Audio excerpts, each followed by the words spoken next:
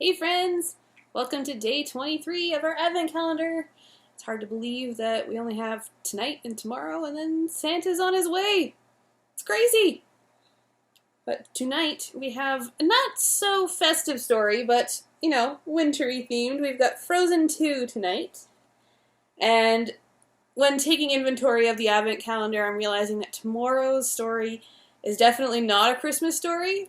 So I've decided that I'm also going to read, the proper traditional 'Twas the Night Before Christmas. So I will read the surprise story that I'm not going to tell you what it is yet first, and then I will finish off our Advent calendar readings with the tried and true Night Before Christmas. So be sure to tune in for that tomorrow. I will be live. I'm planning on wearing my cozy PJs, so if you want to join me for that, we'll have a little pajama party. And get ready to get into the real Christmas spirit, as if we haven't already, because I'm totally in it right now. Anyway, let's carry on and read tonight's story. I have pre-recorded this because we're currently doing a couple porch drop-offs for some friends that still wanted to do gift exchanges with us this year. So we aren't doing our usual Christmas-ish like we always do, but that's okay. This year isn't weird, it's just different. That's what I keep telling myself. Okay. One night, a young Elsa and Anna were told a story. It was about how the people of Arendelle and Northundra went to war with each other and ended up being trapped inside an enchanted forest. The girls enjoyed the story, but had lots of questions. Their mother, Queen Iduna? Iduna?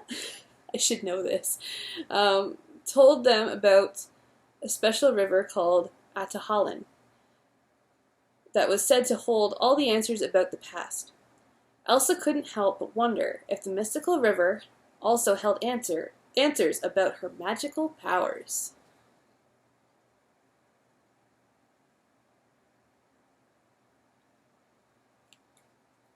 Phantom hair on me. There we go.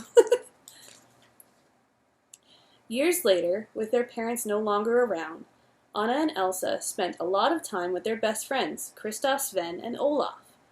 One night, as the five of them played a game of charades, Elsa appeared distracted. Anna was worried about her sister, and later that evening, she went to check on Elsa. "You're wearing Mother's scarf," said Anna. "You do that when something is wrong." Elsa assured her sister that she was fine, but secretly, she was worrying. Someone or something was calling out to her.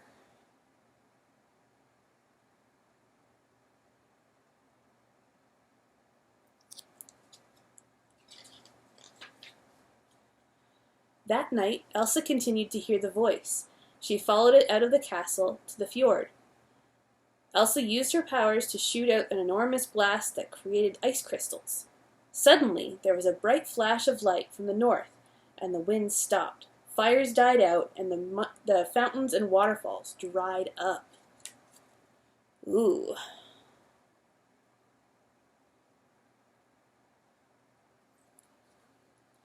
The people of Arendelle were evacuated to the mountains.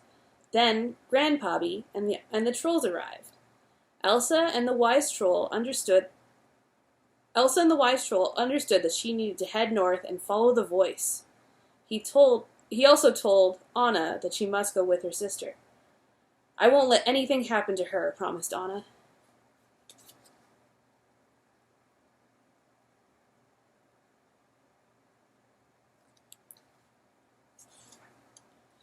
Olaf, Kristoff, and Sven joined the pair, and they all headed north. When they reached the enchanted forest, they stepped through an eerie mist. Suddenly, a strong wind swept through the forest and picked up the explorers. It was the wind spirit. To slow it down, Elsa used her powers to create snow, which turned into beautiful ice sculptures. Each one captured a different moment in time.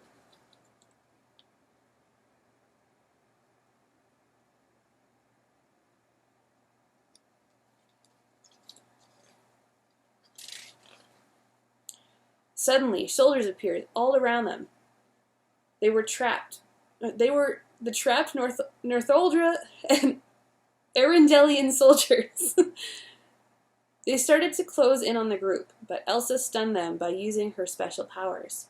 That was magic. Did you see that? Asked one of the soldiers. Lieutenant Matthias.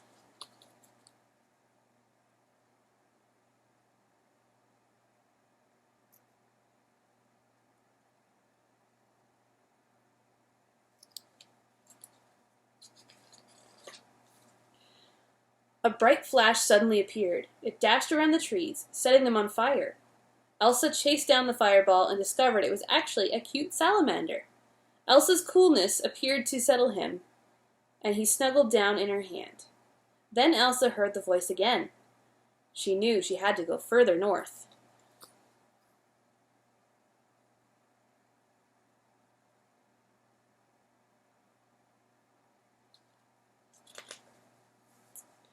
Later, everyone gathered in the forest clearing.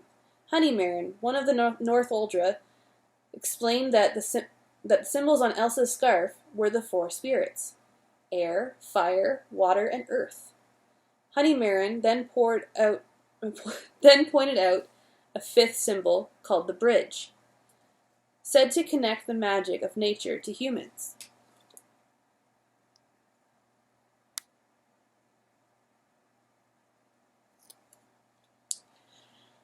To discover what that meant, Elsa knew she would have to follow the voice.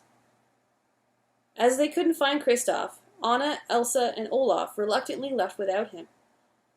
When they reached the top of the hill, they gasped at the sight below. It was a wreck of their mother and father's ship.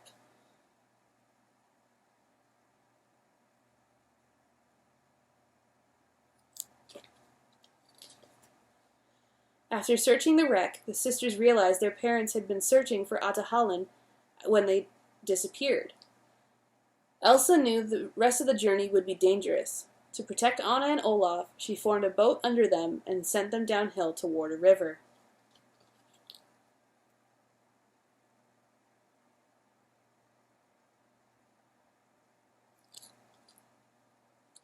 Elsa continued north alone and finally reached the dark sea.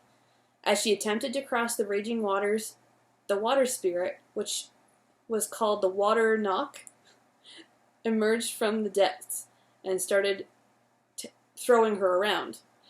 Elsa used her powers to create an ice bridle, and although the Water Knock struggled at first, she was soon riding it towards the opposite shore. Once on the shore, Elsa realized Atahallan was a giant glacier. Or glacier. Glacier. Glacier.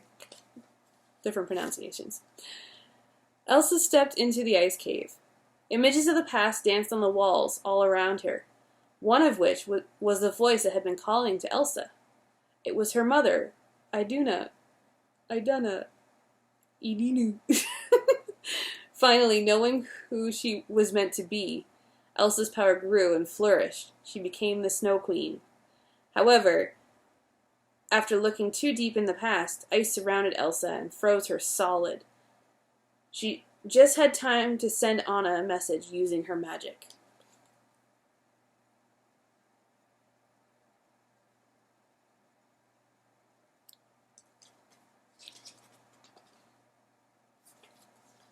Anna and Olaf had made it from the river to a dark cave when Elsa's message reached them. It explained how Anna and Elsa's grandfather, King Runard, had started the battle and trapped everyone in the forest. King Runard wanted control of the land and tricked the Northoldra into accepting the dam as a gift, but it had been a trap.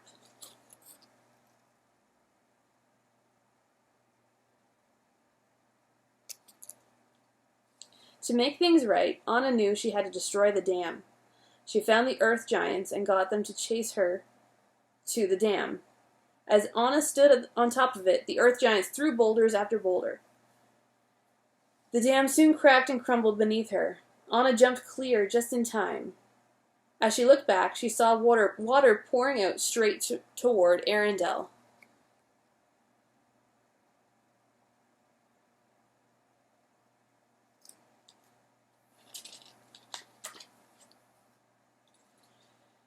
Back at Atahallen, Anna's act of selflessness cracked the ice surrounding Elsa. She quickly jumped on the water knock and raced towards Arendelle. As they reached the village, they saw the wave rushing closer and closer to them. Elsa created a giant ice barrier, stopping the raging waters. Arendelle was saved!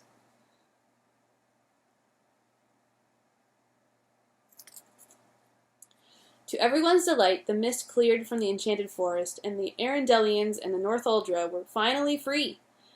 The anger between the two sides drifted away like the magical mist, and they all celebrated together.